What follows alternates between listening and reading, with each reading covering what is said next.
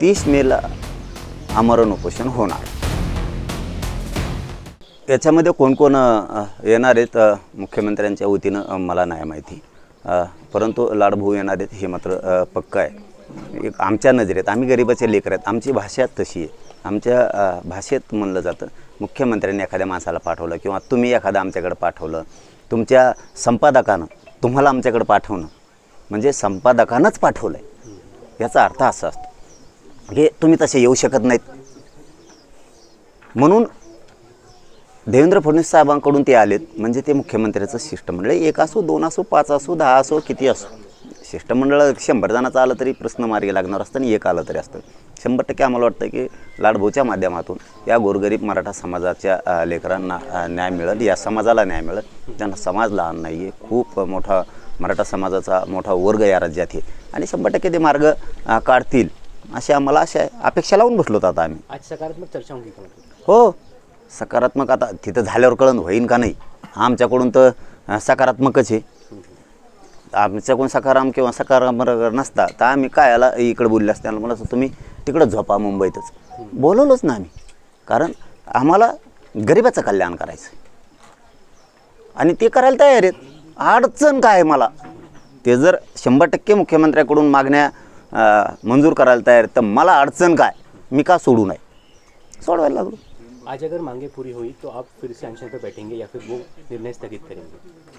नाही, मागे काय होईन काय नाही, पुढे काय होईन आणि मागे काय झालं याचा विचार नाही आहे। त्यांनी सांगितलं की 100% मागण्या तुम्हाला तुमच्या मंजूर केल्या जात्या मुख्यमंत्र्यांकडून, 100% असं ते बोललेत आणि त्या शब्दावर आशा लागली आम्ही मागण्याची मंजुरी होईल।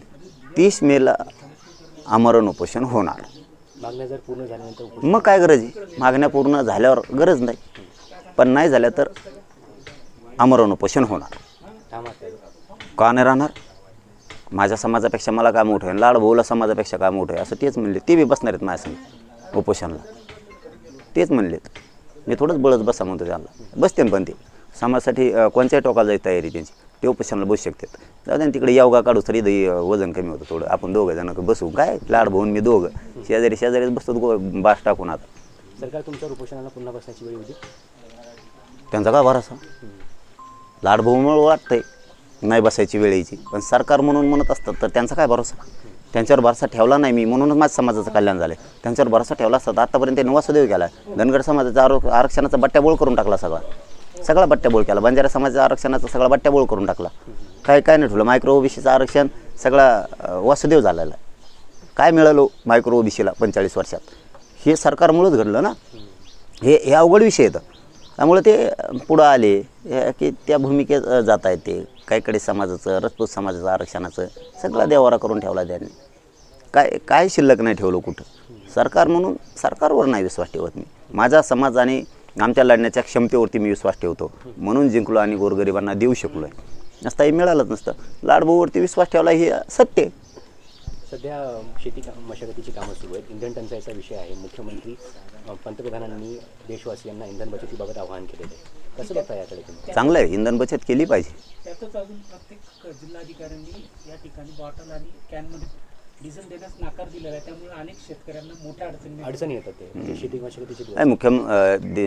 आपल्या मोदी साहेबांनी सांगितलं आहे इंधन वाचलं पाहिजे, तेल वाचलं पाहिजे, वावरं कोशाल पडत टाकायचे सगळ्यांनी मस्तपैकी, मोदी साहेब सांगते ते करायचं। आता मोदी साहेब सांगते तेच ऐकलं पाहिजे। उद्या मोदी साहेब जर म्हणले सगळे वावरं इकून टाका, आमच्या साहेबाला घ्यायचे तर इकून टाकायला पाहिजे, कशाला ढोयचे, त्यांच्या पुढं जाऊन करायचं काय, त्यांच्या पुढं जावा तर काय त्या जीवनाला अर्थ।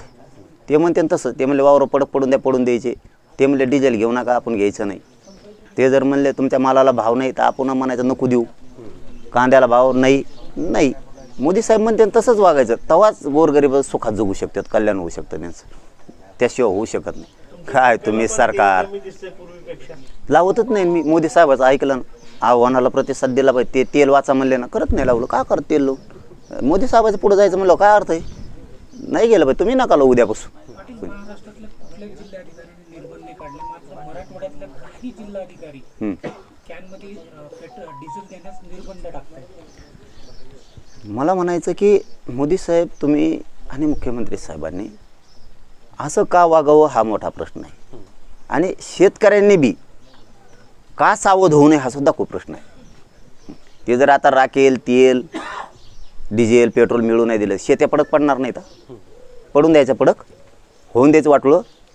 लोकांचं देणं पाणी कशाने फेडायचं, पोराचे शिक्षण आहेत कशाने करायचे, दुखणे भाणे आहेत घरात कशाने करायचे.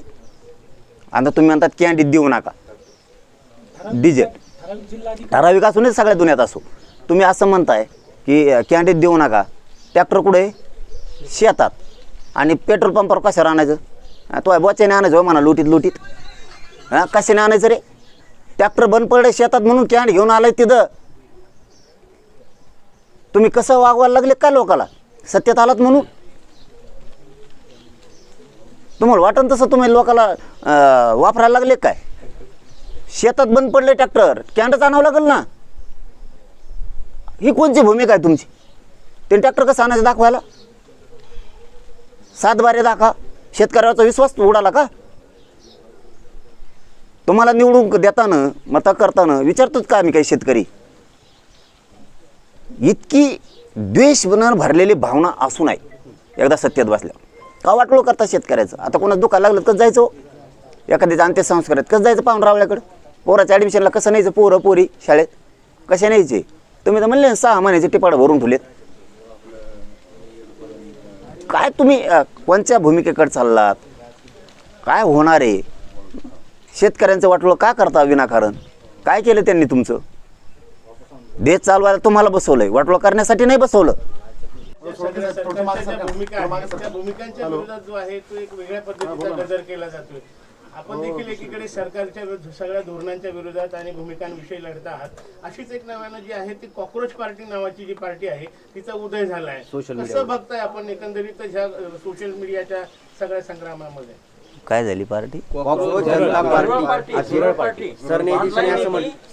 सरन्यायाधीशांनी असं वक्तव्य केलं होतं की काही बेरोजगार तरुण जे आहेत ते कॉक्रोच सारखे असतात. त्यानंतर तरुणांनी मिळून एक पार्टी सुरू केली सोशल मीडियावरती, कॉक्रोच जनता पार्टी, आणि तिला आता जवळपास 19 मिलियन फॉलोअर्स झाले. ती की सत्ताधाऱ्यांकडे पण नाही आणि विरोधकांकडे पण एवढी संख्या नाही. आणि मग काय म्हणायचं, मग सुशिक्षित पोरांना कशाला हिणून बोलायचं. हिणूनच बोलले ना. म्हणजे सरकारची विषयीची जी खतखत आहे ना ही या माध्यमातून दिसते. तर कोणची पार्टी आहे काय आपल्याला नाही माहीत त्याबद्दल, पण एकूण जो तुमच्या बोलण्यातून अर्थ दिसतोय त्याचा अर्थ असा की ती खतखत आहे लोकांची. उदाहरणार्थ एखादी जमीन आहे राजकीय नेत्यांची आणि आजूबाजूनं त्यांनी सगळ्या जमिनी घेतल्या आणि मग ते लोक आल्यावर त्यांच्या पाहुणे आल्यावर मित्र आल्यावर काय म्हणतात ही सगळी जमीन आपली. पण तुम्हाला मनाने जमिनी दिलेल्या नाहीत, तुम्ही त्या दादागिरीने घेतलेल्या. ही खतखत तुम्हाला माहीत नाही, कारण तुम्ही आज हिटलर दादागिरी करतायत तसली दहशत माजवताय त्यामुळे लोक भेट आहेत. पण खतखत तुमच्याविषयी एवढी आहे की एक दिवस खूप तुम्हाला दिसणार आहे ती खतखत. खूप लय मोठी खतखत आहे. फक्त एकदा खमक्या भेटला पाहिजे. खमक्या भेटला की धुराळाच वाजवतो यांचा. ही खतखत आहे सरकारविषयी. त्यांनी जो ट्विटर काढलेला आहे किंवा एक हँडल काढलेलं त्यावर पण सरकारला बंदी आणली आहे. आणि ते कशावर बंदी आणत नाही. ते कशावर बंदी आणत नाहीत. कटणीच्या दुकानावर बंदी आणते. ते इतके हापापलेले ते माल लागू तर फक्त माल असा खेळ आहे त्यांचा. नाही ऐकलं की लावलीच ती कोण ईडी आणि CBI लावलीच. माणसानं पक्षाकडं सत्तेकडं स्वतःहून यावं. मला स्वतःहून काम करायचं या भूमिकेचं असलं पाहिजे. तुम्ही बळच घेतात ती खतखत आहे नाईलाजे. पर्याय नाही ते म्हणतात. भाजपमधले तर अर्धे म्हणतात पर्याय नाही आहे दुसरीकडे जाऊन करतो काय, मध्ये जाण्यापेक्षा बरं आहे आपलं इथं मजाच चाललंय म्हणते ती खतखत आहे. अरे या झुरळ पार्टीनं तर भाजपला सुद्धा मागे टाकलेले, भाजपपेक्षा जास्त सदस्य झालेले 3च दिवसात झाले. ह्या देशात सक्षम विरोधी पक्ष नाही आहे. गोरगरीब जनता शोधती. गोरगरीब जनता शोधती. आपल्याला पर्याय पाहिजे, पण निष्कलंक ते प्रामाणिक, त्याच्यात कट्टरता असली पाहिजे. गोरगरिबांची आत्मीयता त्याला असली पाहिजे. सुशिक्षित बेकार देशातला तरुणांना चांगल्या दिशाकडे घेऊन जाणारा पाहिजे. त्याच्या हाताला काम लागलं पाहिजे. तरुण दिशाहीन झाला आहे. जो सुशिक्षित तरुण आहे तोच देशाला दिशा देऊ शकतो. पण अशा ठिकाणी माणसं बसलीत की जे दिशा देऊ शकत नाहीत, असे माणसं तिथं बसल्यामुळं सुशिक्षित पोरांना दिशाच नाही राहिली.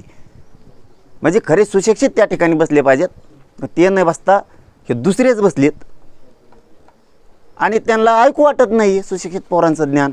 आमच्यापेक्षा शहाणा झाला का म्हणते तू, इतका मोठा झाला का, आमच्या वयात बघ तफावत किती आहे, आम्ही सगळे उन्हाळे खाल्लेत.